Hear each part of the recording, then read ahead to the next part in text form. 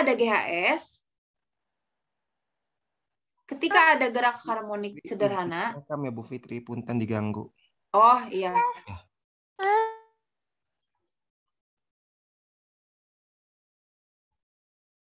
Nah, ketika ada gerak harmonis sederhana, gaya yang bekerjanya hanya ada gaya pulih. Nah, ini soalnya jenisnya jenis analisis soalnya. Nah, berarti kalau gitu, kita karena dia hukum Archimedes dan gerak harmonis sederhana, di GHS hanya ada F pulih, berarti jawab. Sigma F sama dengan MA, berarti gaya yang bekerja karena dia hanya GHS, berarti hanya ada F pulih. Minus, karena selalu melawan gerak alamiah. Pertanyaannya, Bu, apa gaya pulih itu? Gitu kan.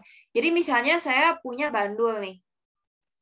Saya punya bandul. Bandul asalnya di sini kan. Terus sama saya digerakin. Nah, dia kan ini namanya setimbang. Jadi ketika dia diam belum diapa-apain. Terus pada saat saya gerakin ke sini, dia balik lagi ke titik setimbang. Balik lagi kan? Nah, gaya pulih itu gaya mengembalikan benda ke titik setimbang. Ketika dia ke sini, balik lagi ke titik setimbang gitu. Nah, itu gaya pulih. Dan negatif karena selalu melawan gerak alamiah bendanya gitu. Jadi ketika bendanya pengen gerak ke sini, dibalikin lagi malah ke titik setimbang gitu ya. Jadi F pulih sama dengan MA. Yang sulit adalah bagaimana kita menentukan F pulihnya apa. Gitu ya. Yang sulit itu adalah itunya. Nah, kira-kira apa yang mengembalikan benda ke titik setimbang? Kan dia ditekan tuh. Kan dia ditekan ke bawah ya. Pas ditekan, dia balik lagi ke atas nggak? Balik ya. Balik ke atas. Berarti kalau begitu, ketika ditekan kemudian dia balik lagi ke atas, sini, gitu ya. Balik lagi ke atas.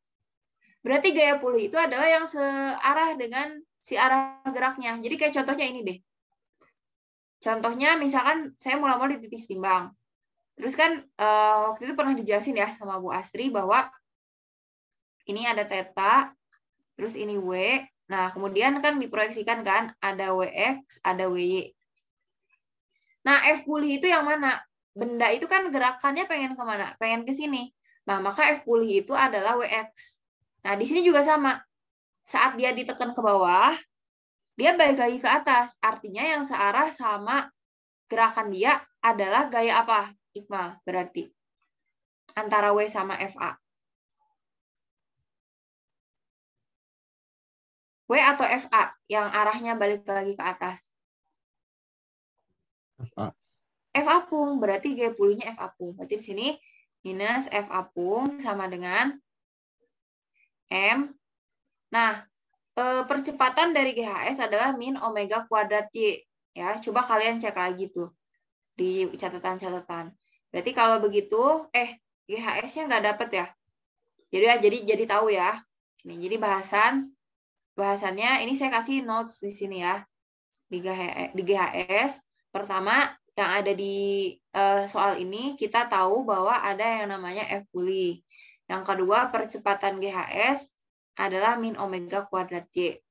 Terus udah gitu catatan yang kedua adalah catatan tentang Archimedes ya. Archimedes. Nah, di Archimedes itu berlaku bahwa gaya apung itu gimana cara nyarinya? Siapa yang tahu? F apung itu adalah rho fluida volume benda tercelup dikali G ya. Ya, terus udah gitu F ini minusnya kita coret aja.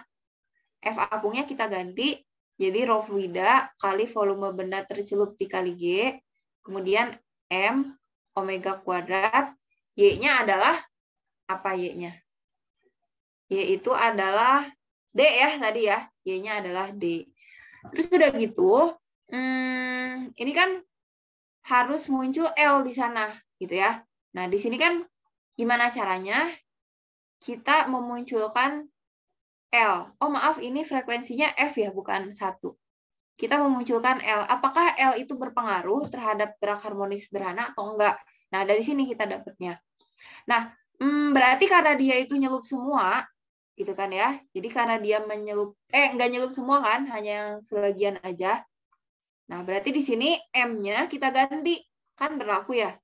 Rho adalah massa dibagi volume. Berarti M itu apa? Rho dikali volume. Berarti massa benda itu rho benda dikali volume benda.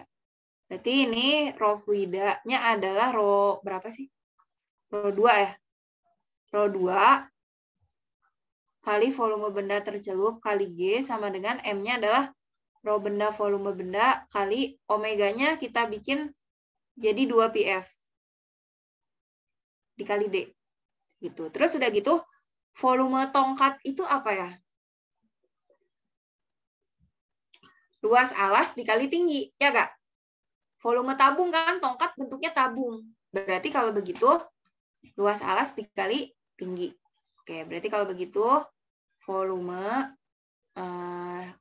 tabung ya. Luas alas dikali tinggi. Maka saya gantilah volume itu jadi A dikali L. Ini rho bendanya rho 1, berarti rho 2, volume benda tercelup, berarti artinya A dikali L yang tercelup, terus dikali G, rho bendanya adalah rho 1, volume bendanya A dikali L. Ini jadi 4pi kuadrat F kuadrat dikali dengan D. Nah, kita bisa coret A-nya karena sama. Nah, berarti kalau begitu, kita bisa lihat di sini bagaimana pengaruh L terhadap frekuensi. Berarti kalau begitu frekuensi dipengaruhi oleh L nggak di soal ini? Dipengaruhi nggak sama L? Dipengaruhi L nggak? Lihat rumusnya. Ada nggak? Kan gini ya. Sini gini. Sini gini. Nah ini. Dipengaruhi nggak? Halo? Jadi kalau begitu, kita bikin aja persamaannya. Ini kan L yang tercelup kita nggak tahu ya. Nyelupnya berapa bagian kan nggak disebutin. Ya udah L tercelup aja gitu. Jadi kalau begitu, kalau kita bikin F kuadrat berarti adalah rho 2 kali L tercelup kali G dibagi apa? Rho 1 dikali 4pi kuadrat dikali D. Nah, dikali L di sini. Oke, berarti kalau begitu antara F kuadrat sama L itu berbanding terbalik ya. Kita bisa lihat. Nah, berarti kalau begitu tinggal kita gunakan perbandingan aja. Di sini kan kita tahu ya bahwa yang diubah itu adalah apanya? Yang diubah adalah L-nya doang. Gitu. Jadi kalau begitu di sini tinggal kita ubah F kuadrat dibagi F aksen kuadrat sama dengan per gitu kan. Rho 2 L tercelup kali G dibagi rho 1 kali 4pi kuadrat D kali L gitu. Ini juga sama. Nah, sebetulnya sih bisa langsung ya, cuman saya khawatir kalian pusing jadi saya jabarin. Nah, sebetulnya kan kita bisa lihat yang berubah kan cuman L. Sebenarnya ya udah lihat aja F kuadrat sama L berbanding terbalik, tapi khawatir pusing ya. Saya jabarin gini, ini kan bisa dicoret karena sama. Ini L-nya L aksen. Berarti kalau begitu 1 per L, jadi kalau gitu F kuadrat dibagi F aksen kuadrat adalah 1 per L dibagi 1 per L aksen. Sehingga dia adalah F kuadrat dibagi F aksen kuadrat sama dengan, ini jadi dibalik ya, L aksen dibagi dengan L. Nah, kalau begitu F kuadratnya kan F kuadrat. Gitu ya.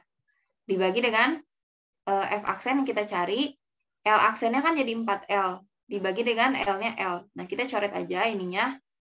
Terus udah gitu kita akarin ya. Kita akarin.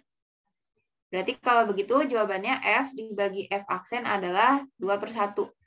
Berarti 2F aksen sama dengan F. Nah, berarti F aksennya bakal jadi F per 2-nya. Bu, ada gak sih cara yang lebih simpel? Gitu ya dari sini. Nah, sebetulnya ada. Cuman maksudnya bagaimana cara kalian tahu kalau misalkan ditanya saya nih ya sekilas pada saat kerjaan ini, oh ini langsung aja dianalogikan dengan pegas gitu, bahwa nanti dia bakal kan kalau frekuensi pada bandul lah katakanlah ya, F itu sama dengan apa? Kan kalau T itu pada bandul 2pi akar L per G ya. Nah kalau di frekuensi kan berarti 1/2pi akar G per L kan. Nah artinya F sama L ya berbanding terbalik tapi akarnya gitu. Ya, sama aja kan dengan ini. Cuman masalahnya bagaimana kalian bisa langsung ngeh terhadap hal tersebut gitu. Karena siapa tahu kalau misalnya dia berbeda beda kasusnya, siapa tahu beda lagi. Makanya ini di sini saya jabarkan. Cuman poinnya adalah ketika kalian melihat soal yang seperti ini gitu ya. Nah, ini kenapa saya ngejelasinnya panjang lebar? Ya karena kan bagaimana supaya kalian pada akhirnya bisa kepikiran caranya seperti itu gitu ya. Nah, berarti caranya ketika ada soal yang seperti ini, lihat dia konsep apa yang terlibat. Oh, ternyata konsepnya ada dua. Archimedes sama gaya pulih. Gitu. Berarti kalau begitu si Archimedesnya diam atau gerak? Berarti kalau gerak ya berarti sigma FMA. Kalau diam ya sigma F0. Gitu ya. Oke, gitu ya, Iqmal. Oh, ada gak sih jawabannya F2? Ada ya. Jadi jawabannya ada 2. Untuk yang ini, oh iya, silakan. Kristo gimana? Itu kenapa cuma FP doang, Bu? Nggak, W-nya nggak ikut. Kenapa? Nah, kenapa tidak ikut? Karena tadi kan yang mengembalikan, kan ibaratnya tongkatnya asalnya kan diem kan. Tongkatnya asalnya diem. Terus ditekan ke bawah kan. Ditekan ke bawah. Berarti dia setimbangnya kan di sini. Terus dia ditekan ke bawah. Pas dia ditekan ke bawah, kan logikanya ya udah gak usah naik ke atas. Nah, tapi dia naik ke atas lagi. Gitu. Nah, gaya pulih itu adalah gaya mengembalikan kesetimbangan ke posisi setimbangnya gitu ya. Berarti dia gaya pulihnya arahnya kemana, Kristo? Kalau gitu? Ke atas. Ke atas. Mana gaya yang searah dengan gaya pulih tersebut? Yang ke atas doang. Iya, gaya apung doang. Makanya gaya apung doang. Gitu. Karena dia mengembalikan benda ke titik setimbangnya pada saat pertama kali. Gitu ya. Makanya dia F apung doang. Oke? Ya, Bu. Oke. Ada lagi yang lain? Tidak ada? Kalau begitu, saya ke soal yang Iqmal kan satu lagi ya. Nah, jadi saya ke yang Kristo dulu ya. Jadi satu-satu dulu per orang. Ke soal Kristo. Kita cek dulu. Nah.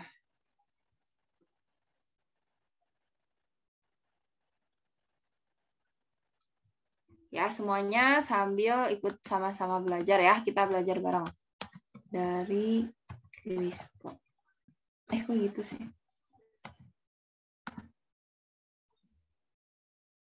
Oke ya. Kita coba tulis yang diketahui dulu. Coba saya mau biar semuanya sama-sama mikir nih. Tadi kan ini udah saya tanya yang 3-an. Yang di bawah-bawah saya nanya ke yang bawah. Ini nih. Nah, halo Kevin. Kevin ada?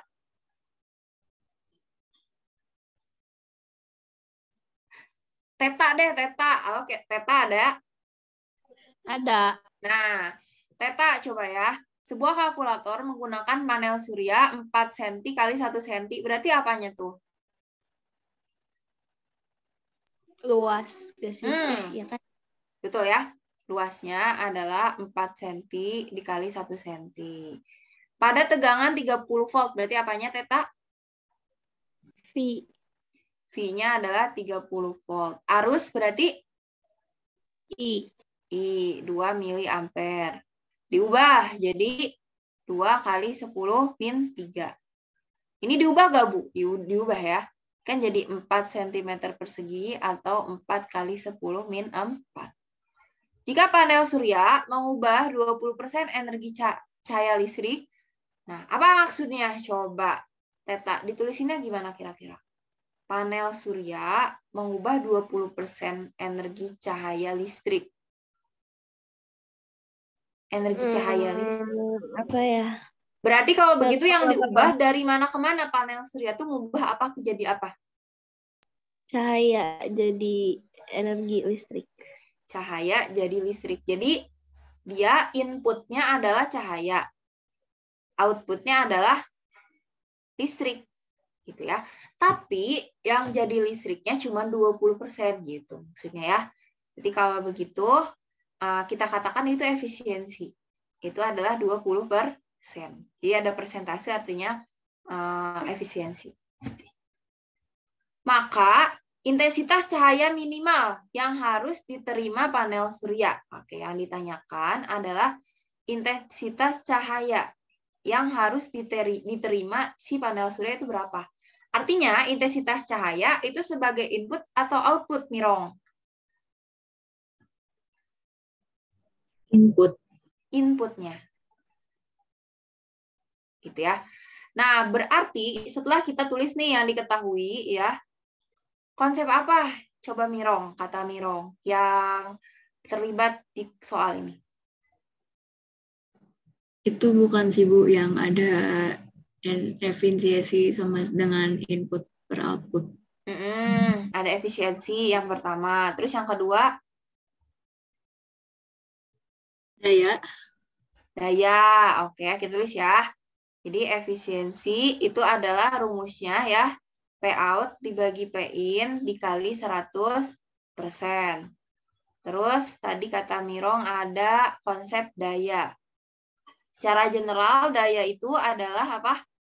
P sama dengan W per T ya. Usaha dibagi waktu ya. Waktu itu kemarin waktu TO kita bahas. Terus konsep apa lagi?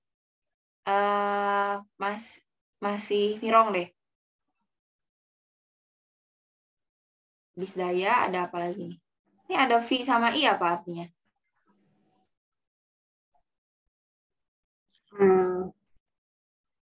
Daya, listrik. Apa beda? Listrik kan itu ya? Iya. Nah, berarti spesifiknya lebih ke listrik. Oke, berarti daya secara general, terus kan ada daya listrik. Jadi daya listrik itu P sama dengan apa? VI, atau bisa juga I kuadrat R, atau bisa juga V kuadrat per R. Ya, oke. Jadi, ada daya. Terus ada apa satu lagi loh? Ada. Yang belum kalian sebut. Eca kali tahu nggak Eca apa? Satu lagi yang belum disebut. BTW ini I yang satu itu arus, tapi I yang ini adalah intensitas ya. Jadi beda. Berarti apa yang belum disebut? Intensitas. Ya, jadi ada daya. Nah, kalau intensitas yang ketiga adalah daya persatuan luas. Jadi P per A itu.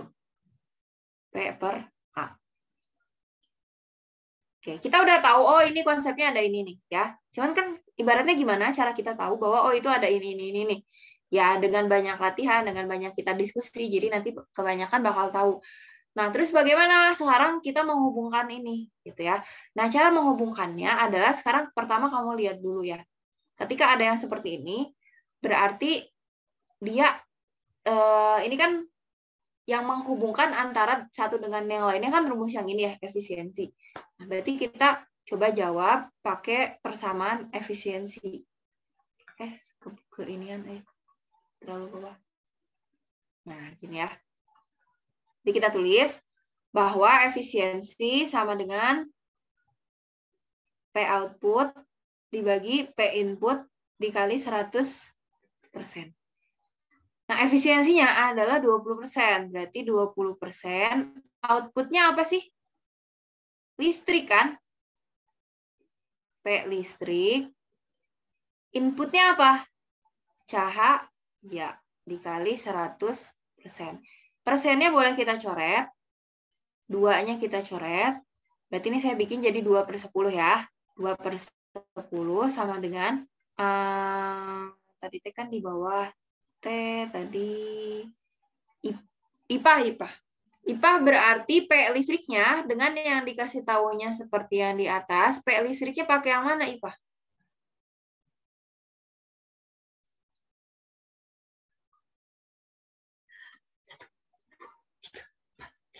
Oke, Kanaya, ada Kanaya? Kenapa, Bu? Ya, kita kan mau ini masukin nih, rumus P listrik, daya listrik. Daya listrik kan rumusnya ada 3 ini. Ya. Dengan yang dikasih tahunya adalah ini, berarti kita pakai yang mana rumusnya? Apa P listriknya? Ya, dikasih tahunya ada tegangan sama arus. Berarti daya listriknya pakai rumus yang mana? Tegangan sama arus. Pakai yang 1, 2, atau 3? 1, 2. 1, 2. Gak ada R-nya. Yang 1 Yang P sama dengan V kali. Betul. P kali I. Oke. Terus di sini kan kita nyari intensitas. Di sini P cahayanya apa? Pakai ini. Berarti kalau I adalah P per A, berarti P-nya adalah I kali A. Ingat, ini nggak bisa dicoret ya. Yang ini arus, yang ini intensitas. Oke, berarti kalau begitu tinggal kita masukin aja angkanya. 2/10 sama dengan V-nya adalah 30. Arusnya adalah 2 kali 10 min 3. Intensitas yang kita cari, A, luasnya adalah 4 kali 10 min 4. 4 kali 10 min 4. Berarti kita coret aja. 2 sama 2 coret. Terus udah gitu kita kali silang. Berarti kalau begitu 4 kali 10 min 4I sama dengan ini adalah 300 kali 10 pangkat min 3. Jadi kalau begitu I-nya adalah, ini jadi berapa nih? 300 kali 10 min 3 dibagi 4 kali 10 min 4. 300 dibagi 4 berapa? 75. 75 ya? Kali 10 pangkat 1. Berarti intensitasnya, udah. 7,5 berarti di sini. 7,5 watt per meter persegi. Saya ada yang salah. Itu enggak sih? 300 dibagi 4. Ini di sini 7,5. Itu arusnya 2 miliampere. 2 kali 10 min 3. Terus A-nya 4 cm persegi. Jadi 4 kali 10 min 4. Ini min 4, naik ke atas, jadi plus 1 kan. Berarti 750 harusnya ya. Watt per meter persegi. Harusnya segitu. Di sini dia, kenapa cuma 7,5?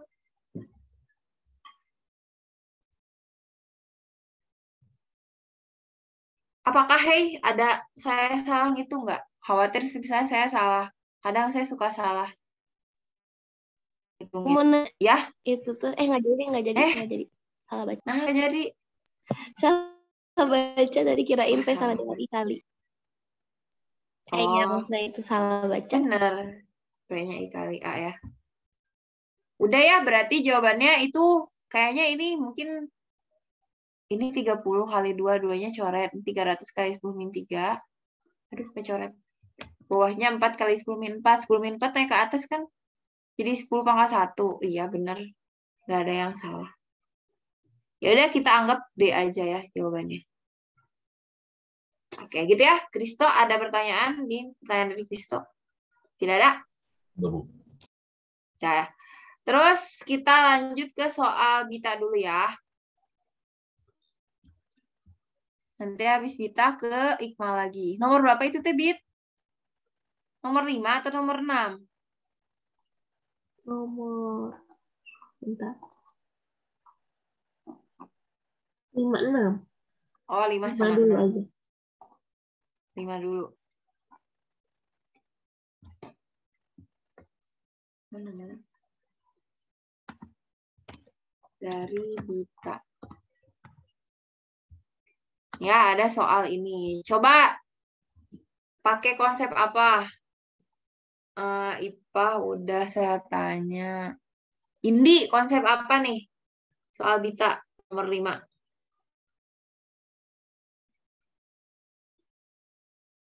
Peluru ditembakkan dengan arah horizontal dan kecepatan awal V pada ketinggian H dari permukaan tanah.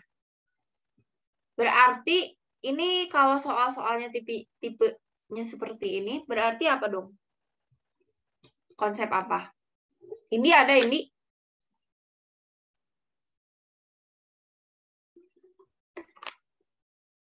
Nisa deh, Nisa ada, Nisa. Halo? Nisa? Salsa, ada Salsa? Nanda, ada Nanda? Ya Bu, ada. Nah, ada. Nanda, kalau soal-soalnya yang ada bola, yang gini peluru, berarti ini bab apa?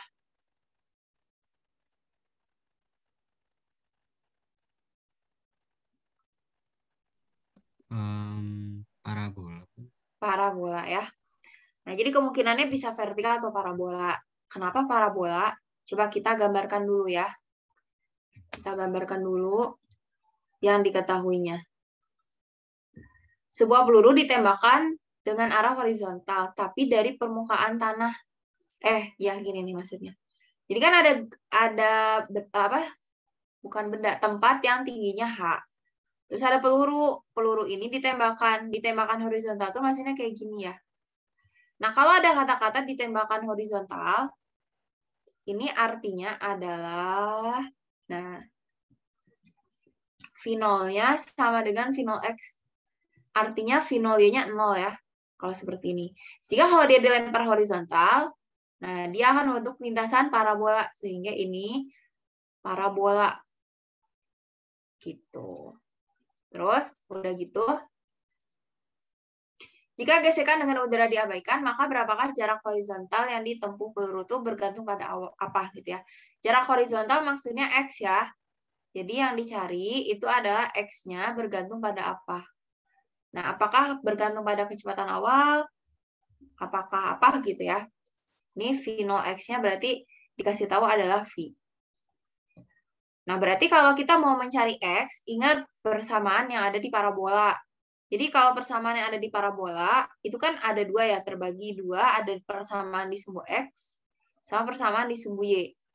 Kalau persamaan di sumbu X, kan hanya V0X, V0 cos theta, terus V0 Y adalah V0 sin theta. Terus kalau nyari X, itu adalah V0X dikali T. Kenapa? Karena Vx selalu sama dengan V0X. Tapi kalau di sumbu Y, itu mirip sama gerak vertikal yang dibahas di TO. V sama dengan V0 plus minus GT. Terus V kuadrat adalah V0 kuadrat plus minus 2GH. Terus H adalah V0 YT plus minus setengah GT kuadrat. Nah, ini V-nya adalah VY ya. VY. V0 Y. Oke. Berarti kalau kita mau mencari X, Zaki kalau mau nyari X, berarti pakai rumus sumbu X atau sumbu Y, Zak? Sumbu X. Yes, ya. Jadi jawab. Maaf, warna merah. Jadi kita mau nyari X sama dengan V0 X dikali T. Kita udah tahu belum, Zaki, waktu dia jatuh ke bawah berapa? Belum, Bu. Maka kita harus cari dulu. Nah, ini kan sumbu X cuma 1, gitu ya. Nah, berarti Zaki, kita alternatifnya pakai rumus sumbu apa dong? Pakai yang VT sama dengan V0 ditambah GT. Yang ini, yang nomor 1. Tapi V akhirnya kita nggak tahu. Zaki di sini berapa? Ini nggak 0 V di sini. Nggak bisa pakai yang 1. Berarti pakai yang mana dong? Pakai yang 3. Betul, 3 ya. H sama dengan V0 YT. Positif atau negatif, Zak? Positif. Yes, karena dia jatuh ke bawah ya, searah dengan gravitasi. Ingat di sini V0-nya 0, guys. Jadi di sini coret aja. Jadi kalau begitu H sama dengan setengah GT kuadrat. Berarti 2H sama dengan GT kuadrat. Berarti kalau begitu T kuadrat sama dengan 2H per G. Atau T-nya adalah akar 2H per G. Ya, kita masukin sini ya. V0 X-nya katanya V, T-nya adalah akar 2H per G. Nah, berarti ini rumusnya. Kita udah dapat rumusnya, berarti kalau begitu dia bergantung pada ini. Berarti bergantung pada kecepatan awal peluru? Betul. Bergantung pada ketinggian? Betul. Gravitasi? Betul. Masa? Tidak. Berarti kalau begitu dia hanya 1, 2, 3 ya. Jadi jawabannya adalah ayam. Gitu. Oke. Bita atau yang lainnya silakan kalau ada pertanyaan. Yang nomor 5, ada gak? Gak ada ya? Yang lain nggak ada. Nah, oke. Ini ada satu orang lagi yang nanya. Reza nih ya. Reza atau Aulia, Reza di ininya? Reza atau Aulia? Reza nggak apa-apa, Aulia nggak apa-apa. Oh iya ya, bebas berarti ya. Nih, ada soal. Nanti habis dari Reza, saya ke soal Iqmal lagi ya, satu lagi. Oke, kita coba lihat yang ini.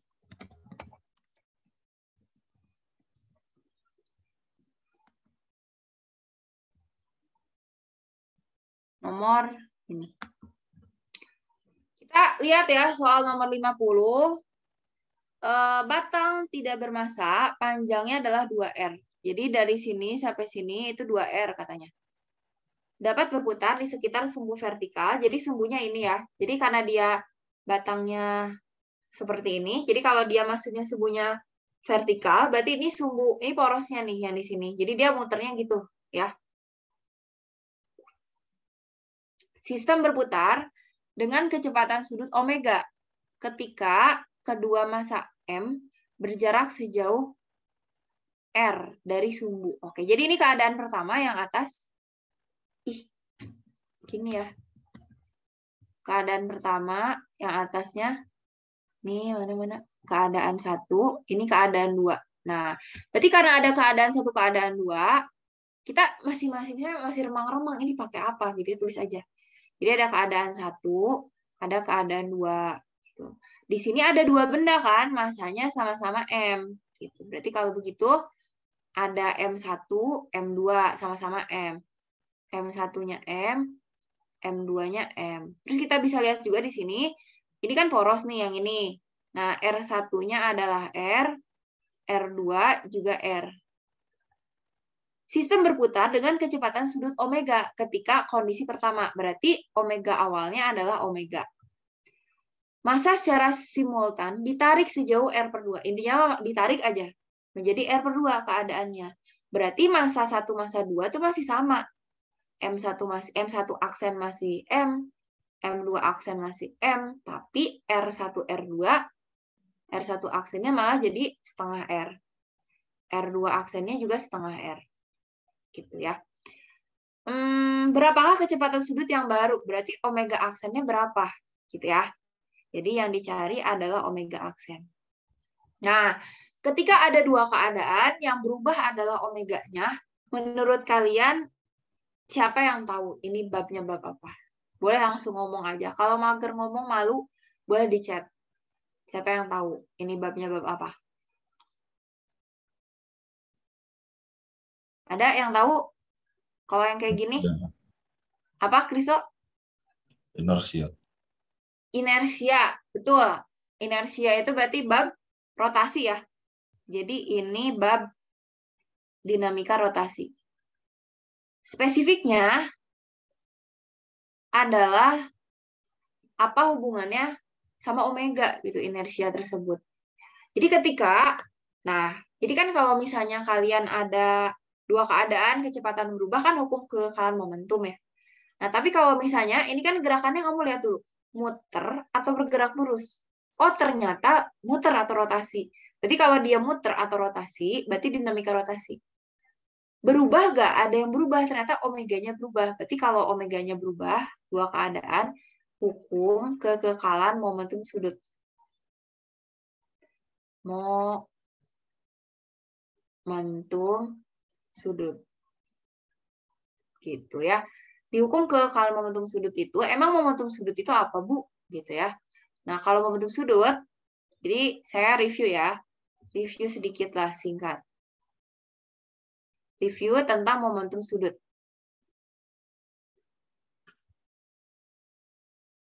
Lambangnya adalah L. Jadi cara mencari momentum sudut itu adalah I dikali dengan omega. I itu adalah momen inersia tadi kata Kristo. Momen inersia. Gimana cara nyari momen inersia? Cara nyarinya adalah K dikali MR kuadrat. Nah, makanya di sini muncul ada MR kuadrat. K itu apa, Bu? K itu adalah konstanta inersianya. Gitu. Jadi, di sini kita tulis KMR kuadrat dikali omega gitu ya. Kalau misalnya dia berupa massa biasa aja, ya berarti dianggap satu kayak soal ini. Tapi kalau silinder pejal, terus bola pejal, dan lain sebagainya, itu ada dihafalin ya, yang 2/5. Sini omega adalah kecepatan sudut. Berarti kalau begitu, kita langsung jawab aja. Berlaku ya, berarti L sama dengan L aksen, hukum kekaluan bentuk sudut ya, saya belum tulis ya. L sama dengan L aksen. Berarti L itu kan I omega. Berarti I aksen omega aksen. Gitu ya. Nah, ini persamaannya. Udah, kita langsung tulis aja. Nah, kita coba lihat bendanya ada berapa? Ada 2. Gitu ya. Berarti di sini I omega tambah I1 omega 1 gitu ya. I2 kali omega sama dengan I1 aksen omega aksen. I2 aksen omega aksen. I-nya kan M1 dikali R kuadrat. Nah, benda 1. Nah, ini kan, Bu, ini kenapa nggak ada K-nya? Jadi karena dia massa biasa, gitu ya. Jadi karena dia massa biasa, artinya di sini K-nya dianggap 1. Gitu. Berarti kalau begitu, berarti kan KMR kuadrat ya.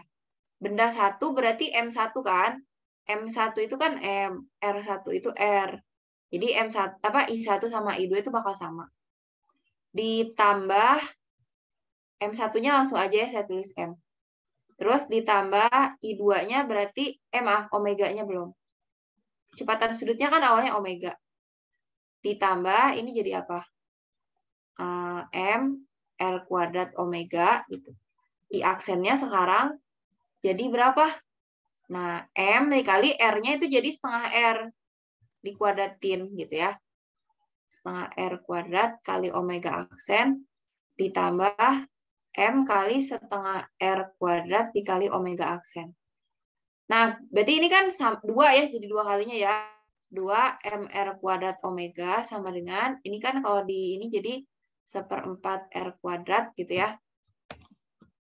1/4 R kuadrat. Jadi di sini M omega aksen.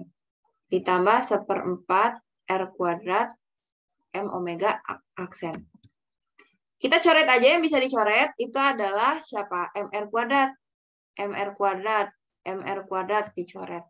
Berarti kalau begitu 2 omega sama dengan 1/4 tambah 1/4 adalah setengah omega aksen. Berarti kalau begitu omega aksennya adalah 4 kali omega awal. Di jawabannya ada gak? Ya. Itu ya, Reza. Yang lain silakan kalau ada pertanyaan untuk soal ini. Tadi kenapa L sama dengan L aksen? Kenapa pakai yang L sama dengan L aksen? Karena ketika ada gerakannya adalah rotasi gitu ya. Jadi kenapa caps lock semua. Kenapa gini? Jadi kenapa pakai hukum kekekalan momentum sudut? Karena ketika ada gerak rotasi, kemudian kecepatan sudut kedua, keadaan 1 dan 2 berubah, maka ya menggunakan L sama dengan L aksen. Itu ya. Jadi ciri-cirinya gitu. Oke, ada lagi nggak? Tidak ada, cukup? Kalau tidak ada, saya lanjut lagi ke soal ikmal. Ikmal masih ada ikmalnya? Ada ya. Ada, Bu. Siap. Mana ini kok gak kebuka? Bentar. Lola. Ininya ngehang, guys. Bentar. Line saya gak mau kebuka. Bentar. Saya refresh dulu.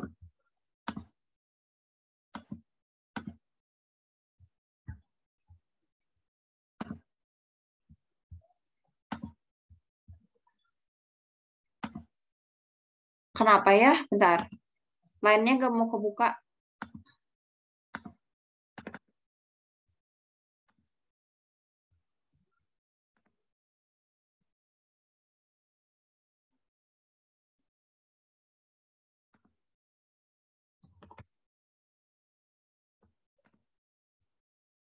Sebentar, guys. Oh, ini udah kebuka.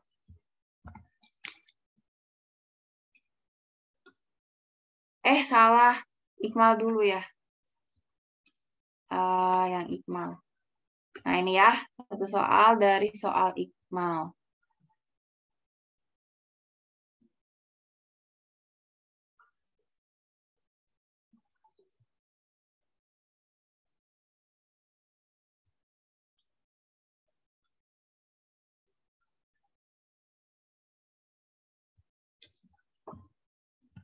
Dari Ikmal. Kamera wajib dinyalakan, anakku. Harus dinyalain, guys. Kecuali yang tadi sudah izin ke saya ya. Siapa sih tadi yang izin teh?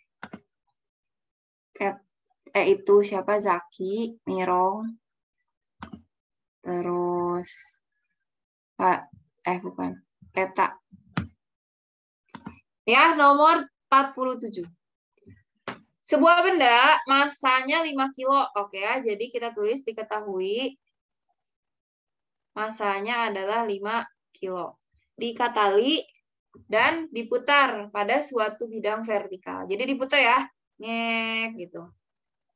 Lintasan dalam bidang itu adalah suatu lingkaran, jari-jarinya adalah 1,5 meter atau 3/2 meter. Jika kecepatan sudut omega berarti ya 8 radian per second, tetap G-nya adalah 10 meter per second kuadrat. Yang ditanyakan adalah tegangan tali A-nya ini ya. Tegangan tali pada saat di A itu berapa? Oke, kira-kira ini pakai konsep apa?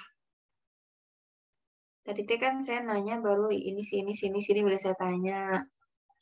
Sini. Nah, ini berarti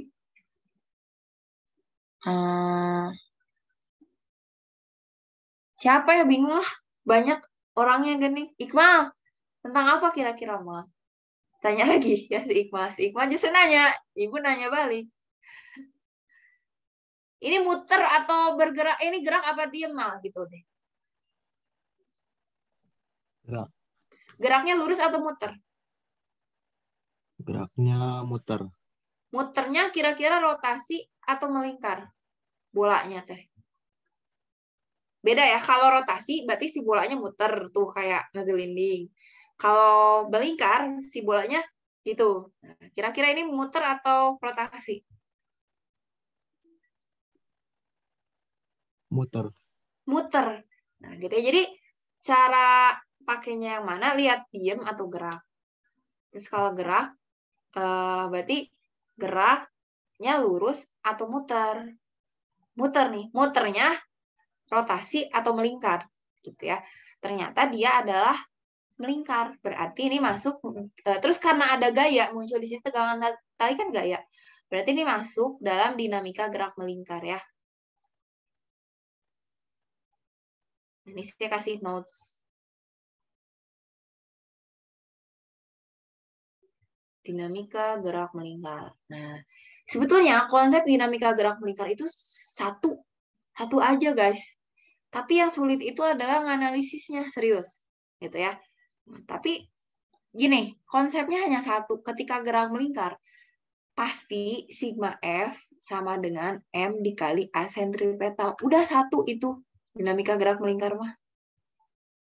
Karena analisis yang pusing gitu ya. Mungkin nanti kalau misalkan ada, kan ini lihat dulu sigma F-nya yang muternya di sumbu X atau di sumbu Y gitu ya. Nah, cuman yang perlu kalian ketahui, biasanya kan sigma F kalau di MA itu dia searah atau berlawanan arah gerak gitu ya. Tapi kalau di gerak melingkar, sigma F di sini, nanti gayanya kalau menuju pusat itu positif. Tapi kalau gayanya keluar pusat lingkaran, maka negatif. Dan perlu kalian ketahui juga, A sentripetal itu bisa omega kuadrat dikali R, bisa juga V kuadrat dibagi dengan R. Nah, karena di sini pakainya omega, ya tentu pakainya omega kuadrat. Berarti tugas kita adalah, berarti tetap karena masuknya dinamika, kita harus menggambar gaya ya. Nah, kita yang dicarikan pada posisi A. Berarti yang kita gambarkan hanya di posisi A saja. Kita gambarkan ada gaya apa gitu kan yang terjadi pada benda. Ingat gaya-gaya tuh ada 5 kan saya bilang waktu itu, ada F, ada W, ada normal, ada tali, sama ada F gas. Coba saya tanya ke Fazrul. Ada F-nya nggak? Ada gaya apa saja berarti di bola yang diputer-puter gitu?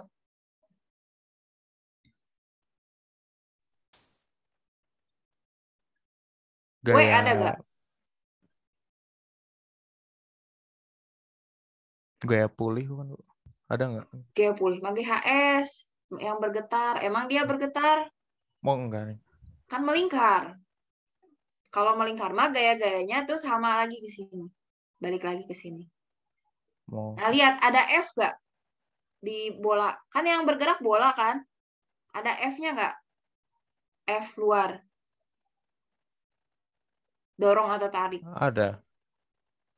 Siapa ada? Nggak ada dong. Nggak ada. Ada W nggak? W-nya ada. Selalu ada. Kita gambarkan kemana W itu selalu ke bawah. Terus punya gaya normal nggak, Fazrul? Enggak, karena nggak ada Karena- bidangnya. Yes. Tapi ada tali nggak? Ada. Kemana arah talinya? Ke Ke- pusat lingkaran. Gitu ya? Ke arah pusat. Ini kan? Nah, ini kan karena kita fokusnya ke si A. Punya F gesek? Apa, Bu? F gesek? Nggak ada. Nggak ada, bidang aja nggak ada ya, nggak ada F geseknya ya. Oke, nah berarti kita tinjaunya sigma F sama dengan M dikali A sentripetal di titik A. Kita lihat di titik A berarti gayanya ada T sama ada W. Nah, biasanya kan dulu sumbu X satu sumbu Y. Nah, kalau di sini lihat yang searah lingkaran gitu ya. Yang searah jari-jarinya. Kan ini dia melingkarnya gini kan. Berarti yang menjadi jari-jarinya kan yang ini nih. Nah, ini jari-jari kan. Mana hilang?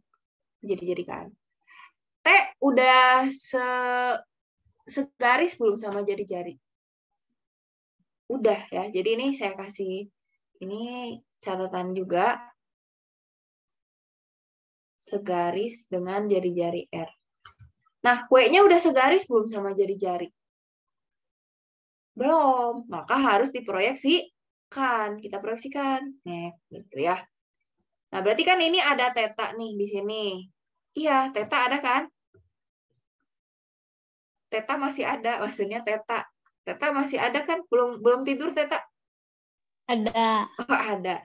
Teta berarti yang ini nih yang merah, W sin atau W cos kira-kira teta? W cos.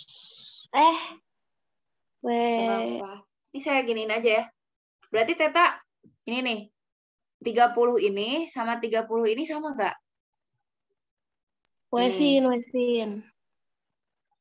Iya, ini kan gini ya.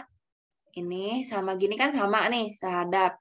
Berarti kalau gitu 30-nya di sini. W sin gitu. Iya benar ya. Karena ini 30, ini jauh dari 30, maka W sin. Nah, berarti di titik A ini benda punya dua gaya, T sama W sin 30 gitu. Yang menuju pusat Hudia, ada Hudia ya. Nah, dari tadi nih Hudia mantap nih nyalain kamera. Berarti yang menuju pusat gaya apa? Gaya Yang masuk gitu arahnya. T. T. Berarti T-nya positif ya. Ya. Terus satu lagi apa yang segaris sama T? W sin Nah, W sin-nya positif negatif dia? negatif. Yes. Udah gitu. Nah, ini tinggal kita sama dengan M, A sentripetalnya omega kuadrat dikali R. T-nya yang kita cari, W-nya tadi 1,5 ya. 5. 5 kali 10 berarti 50, sin 30 setengah. Ininya 5, omeganya 8 ya. 8 kuadrat, R-nya 3/2. Ini per 2-nya coret aja. Berarti kalau begitu, T min 50 sama dengan berapa? Itu kan 8 kali 8, berapa? 64 gitu kan. Terus 64 dikali 3. Terus dikali 15. Hah, kok gede sih? M omega kuadrat R. Ibu, Apa? itu 2-nya boleh dicoret. Gak bisa. Tadi siapa yang ngomong? Oh, Aku. Mirong. Terima kasih, Mirong. 100 untuk Mirong. Ini gak bisa dicoret ya. Masih nyala kalian. Berarti kalau begitu, ini jadi 25 ya. Terus, 64 dibagi 2 berapa? 32. Jawab atuh, 32 ya. 32 dikali 15, sami sarang 480. Berarti T-nya adalah berapa? 480 ditambah 25. Nah, berarti jawabannya adalah 505 Newton. Jadi ada jawabannya ya. Tuh. Gitu. Oke, silakan. Saya Bu, saya masih bingung tadi teh Bu. Yang sebelah mana? Boleh tanya aja. Berarti Iqmal lunas saya ya. Ke Iqmal. Udah ya. Yang ini dulu aja. Oke, gak ada pertanyaan tentang yang Permisi. ini? Ya, boleh Zaki. Kenapa? Kenapa kok pakai W sin theta? Kok enggak Kenapa pakai W? W doang? Kenapa gak cos gitu? Iya. Ini kan, ini saya keluarin ya yang sebelah sini. Di sebelah sini saya keluarin. Nah, yang kita cari adalah yang miring sini. Sementara tetanya yang ini kan, 30. Kemudian ini adalah W. Nah, kita bikinlah kayak gini. Berarti kalau begitu, kalau yang ini adalah 30 ya. Ini kan W nih. Kalau ini W, boleh gak saya pindahin W-nya ke sebelah sini? Boleh ya. Ini adalah yang mau kita cari kan, X katakan. Nah, W itu sebagai depan, X itu sebagai miring. Jadi kalau kita pakai sin theta, adalah depannya W, miringnya X. Ya kan? Sin theta adalah depan per miring. Berarti, W per sin theta ya? Saya salah gitu? Ntar, ini kan 30. Ini W. Kan? Atau enggak ini 30-nya. Ini depan, ini miring. Depannya W, miringnya sin. Oh iya, benar. Berarti kalau begitu X-nya apa dong? W dibagi sin theta. Setuju gak? Halo? Semuanya? Masih ada? Berarti saya salah di sini, guys. Berarti, oke, terima kasih, Zaki. Coba kita cek dulu ya. Barangkali nggak ada gitu jawabannya. W dibagi sin 30. Berarti W-nya adalah 50 dibagi setengah. Berarti 100. Nggak ada jawaban. Bentar. Salah di mana ya? Ini kan 30. Bentar, guys. Tapi tadi kalau yang itu kan ada. Hari ini kita undo dulu ya. Nah, kita coba cek nih di sini. Ini kan 30 ya. Ini 30.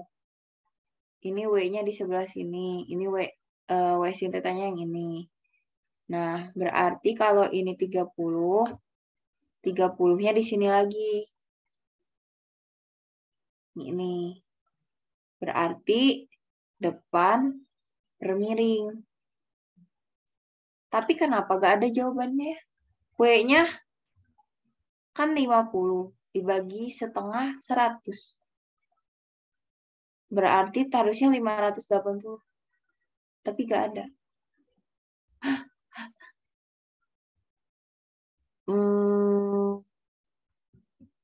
Ini bener kok, ininya 30. Yang ini bener 30. Berarti kalau ini 30, yang ini juga 30. Berarti ini jadi depannya, ini jadi miringnya. Berarti sin theta depannya W, miringnya X. Berarti X-nya W dibagi sin 30. Mungkin dia nyangkanya pembuat soal W sin 30 kali. Padahal sebetulnya di perhitungan, kalaupun memang dia mau W sin 30,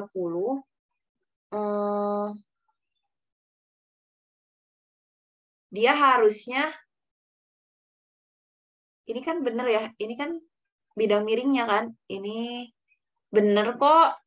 Jadi kayaknya memang, jadi kalau saya pribadi sih lebih ke, ini kan awalnya gini ya. Nah, kalau saya pribadi sih lebih ke, ini kan kita kan udah nurunin ya berdasarkan geometrinya.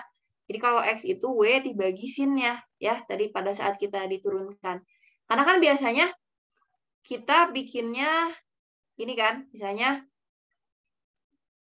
nah biasanya kan gini kan, ini theta gitu kan. Terus ini adalah apa sih W? Apa sih ini W-nya? Nah, ini ada WY, ini WX. Biasanya kita cari kan yang di sini nih, yang di depan. Makanya W sin. Nah, kalau sekarang yang dicari itu adalah si miringnya gitu. Jadi, kalau nggak salah dulu juga waktu saya ngejelasin ini ya, asaper gitu di sini ya, bukan W sin. Jadi ibaratnya kalau saya pribadi sih lebih ke jawabannya itu adalah 580 gitu. Karena mungkin kayaknya ini si pembuat soalnya menyangka bahwa proyeksiannya adalah W sin 30 gitu. Jadi harusnya dia adalah ininya T dikurang W per sin 30 sama dengan M omega kuadrat R kan. Jadi kalau begitu T dikurang 50 dibagi setengah sama dengan 5 dikali 8 kuadrat dikali 3 per 2. Jadi T min 100 sama dengan 480. Jadi T-nya harusnya 580. Kalau saya pribadi sih lebih ke 580. Nah, sepertinya dia juga salah ya. Tadi kayak saya terkecoh. Jadi bukan F ya. Oke, terima kasih Zaki sudah bertanya. Jadi saya cek kembali. Oke. Cukup?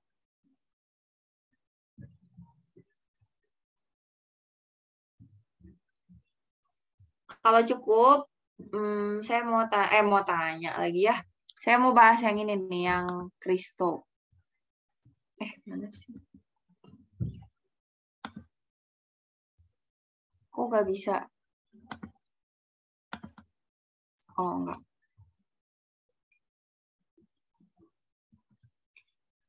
Oke, kalau nggak ada, di sini ada pertanyaan lagi. Gak usah saya tulis ya karena ada namanya Kristo. Mana gaya yang bekerja pada partikel apa? Apa dong gayanya? Nah, ini gaya apa? Judulnya? Kristo bab apa? Yang Lorentz itu bukan? Nah, betul ya. Ini masuk gaya Lorentz. Gaya Lorentz pada partikel, pada muatan yang bergerak. Kan ada muatan bergerak sama ada kawat lurus. Nah, dia di sini lebih ke pada muatan bergerak. F Lorentz itu berlaku bekif sin theta. Theta adalah sudut antara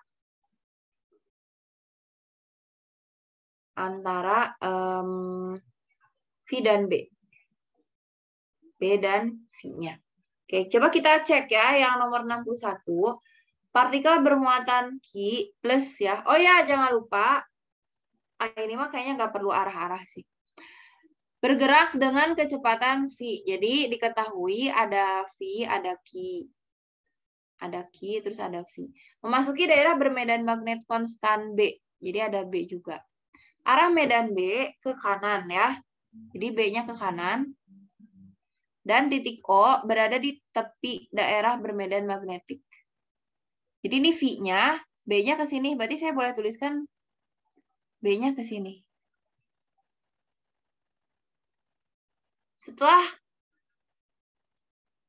Sesaat setelah melewati titik O, gaya yang bekerja pada partikel gimana ya? Nah, pokoknya clue-nya adalah theta adalah sudut antara B sama V-nya. Nah, kalau digambarkan seperti ini, di sini 60 derajatnya terhadap B atau bukan? Kristo. Sama V, terhadap V. Terhadap V gitu. Kan B-nya ke sini. V-nya ke sini. 60-nya yang ini. B-nya kan ini. Kalau B-nya berarti 30 dong. Iya, gitu. V-nya ke sini kan. Terus 60 derajatnya yang ini. Berarti kalau sudut antara B sama V-nya berarti harusnya yang ini, yang 30 derajat ya. Kalau mau yang benar mah ya ini kan V. Nah, B-nya saya taruh di atas gitu. Atau kalau bingung malah Bu, liar langsung aja Bu, ini 60 berarti 30 ya udah.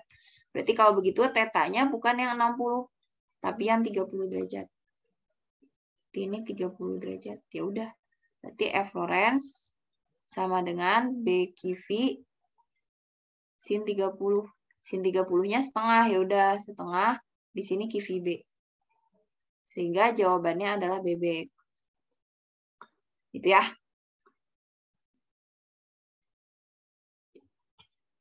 Oke.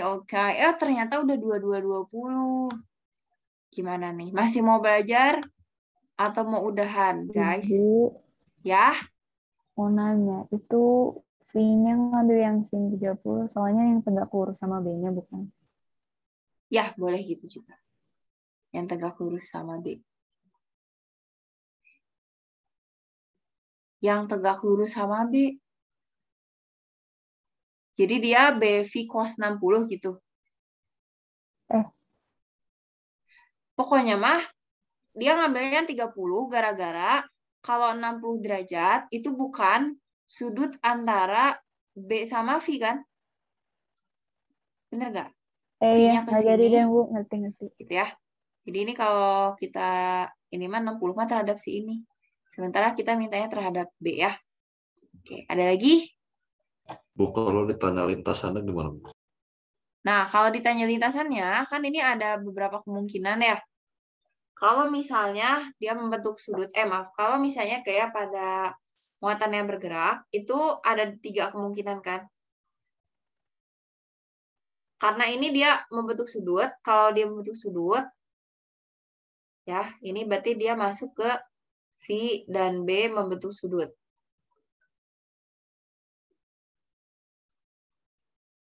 Maka dari itu, karena V sama B-nya membentuk sudut, jadi dia apa? Lintasannya adalah spiral. Kenapa bisa spiral? Gitu. Saya kasih contoh dari gambar. Nah, di soal ini, saya gambarkan X, Y, Z-nya ya. X, Y, Z. Nah, di sini tuh B-nya kan arahnya ke sini nih. B-nya ke arah Y ya di soal ini. Misal, B-nya ke sini. Terus, V-nya ke mana? Saya katakan sini deh ya. V-nya. Nah, misalnya ini V sama B sudutnya adalah theta. Pakai, ini kan V sama B-nya kan belum tegak lurus gitu kan. Gitu ya. Maaf, ini V sama B-nya kan membentuk sudut. Terus kita gambarin dulu arah F Lorentz-nya kemana. Pakai kaidah tangan kanan. Pakai kaidah tangan kanan kan. Masih ingat kan waktu semester 1 loh. Ya, jadi dia telapak tangan adalah F Lorentz. Salah. Telapak tangan B-nya. Ini adalah V-nya. Bukan telapak tangan, maksud saya teh ini teh apa sih? 4 jari ya? Ya Allah, susah. Salah ngomong. Maksud saya tuh 4 jari, tapi keluarnya telapak tangan. Jadi maksud saya ini 4 tangan tuh B. Terus 4 tangan ya. Kalau ini adalah efflorescence-nya. Jadi saya salah ngomong terus nih. Nah, berarti kalau begitu, ini B-nya ke sumbu Y kan? Jadi Y itu kita anggaplah bidang, kalian punya meja tuh. B-nya ke sana gitu ya. Terus V-nya ke sumbu X. V-nya ke sumbu X kan? Nah, berarti F-nya ke atas. Ini kalau di sini mah susah ya ngejelasinnya. Kalau di kelas kan mungkin ruangnya lebih besar. Jadi kalau misalnya di sini agak sulit. Pokoknya B-nya ke sini ya. Ingat ya, tangan saya yang bisa di scroll sayanya. Nah, tangannya ini ke sumbu Y. V-nya artinya. Jadi kalau begitu, telapak tangannya ke atas. Jadi ini adalah arah efflorescence. Ibaratnya begini. Ini kan yang V sin theta. Nah, ibaratnya gini. Elektron tuh pengen gerak ke depan gitu ya. Karena kan kita ambil V yang tegak lurus dengan B. Ibaratnya si partikelnya pengen gerak ke depan, tapi didorong ke atas. Nah, dia pengen gerak ke depan, tapi didorong ke atas. Nah, jadi kayak gitu dia. Ngek. Kayak dia spiral. Sumbunya adalah sumbu medan magnet. Gitu ya. Dia sejajar sumbu medan magnet. Pasti selalu sejajar dengan sumbu medan magnet B. Gitu ya, kalau ditanya spiral. Lintasannya apa? Oke, ada lagi? Tadi V-nya kenapa ke belakang? Yang mana yang ini? Ya tadi jempolnya bukan ke belakang gitu. Kenapa gitu? Oh, jadi dia itu kan ini X itu artinya depan belakang ya. Kan ini bidangnya bidang dimensi 3. Gitu kan. Jadi mana sih pulpen saya? Oh.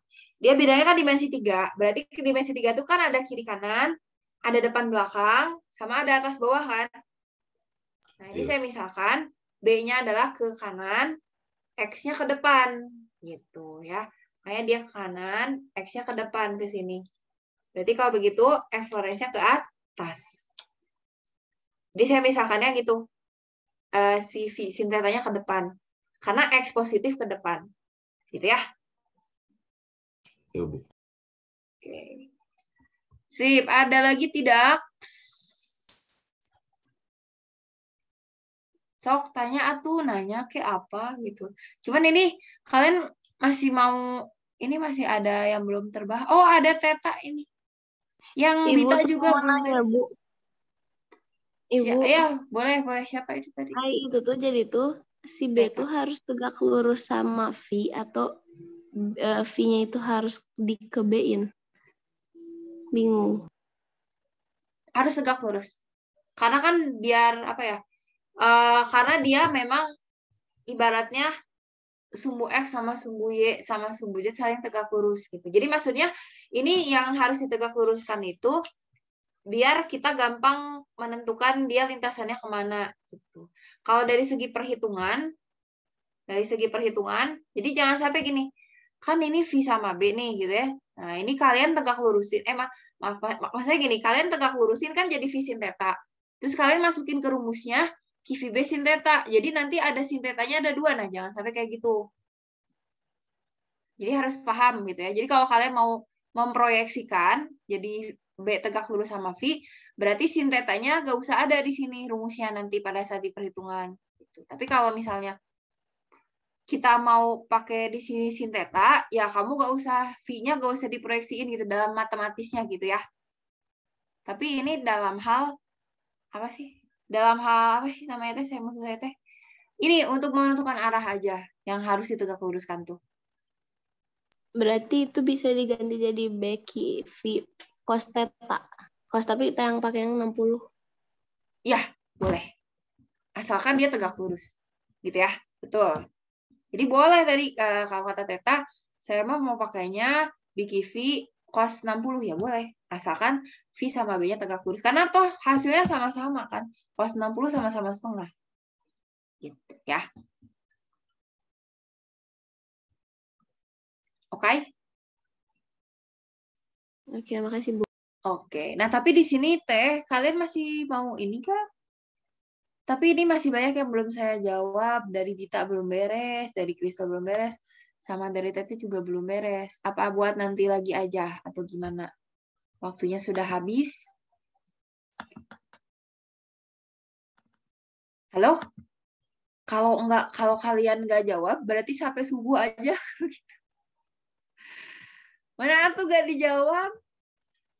Mau lagi nggak? Ada yang dikerjain nggak? Atau udah cukup istirahat? Udah ya? Siap. Oke. Punggung saya pegal. Ya, seseorang mengatakan punggungnya pegal. Nah, ini nanti bakal saya share di grup. Mohon maaf tidak bisa saya jawab semuanya, gitu kan. Jangan dulu pergi, kan harus di absen dulu, guys. Ya, jadi tenangnya jangan dulu pergi. Kalau begitu kita nanti ini akan saya share. Silakan dinyalain dulu kameranya, guys. Saya mau absen dulu. Udah, cuman seginian yang on cam. Oke, 1, 2, 3. Oke, 1, 2, 3. Oke. Dosennya? Ya udahlah. Dah ya. Kalau begitu terima kasih banyak untuk pertemuan kali ini. Jangan lupa ya istirahat, tidur, jangan boleh sih belajar juga asalkan kuat lah. Dan kalau udah ngerasa kayak agak enak badannya, ya istirahat aja gitu ya. Oke, terima kasih banyak. Tetap semangat semuanya. Semoga sukses UTBK-nya. Assalamualaikum warahmatullahi wabarakatuh. Salam sejahtera untuk kita semua. Bye. Terima kasih, Bu. Terima kasih, Bu. Terima kasih, Bu.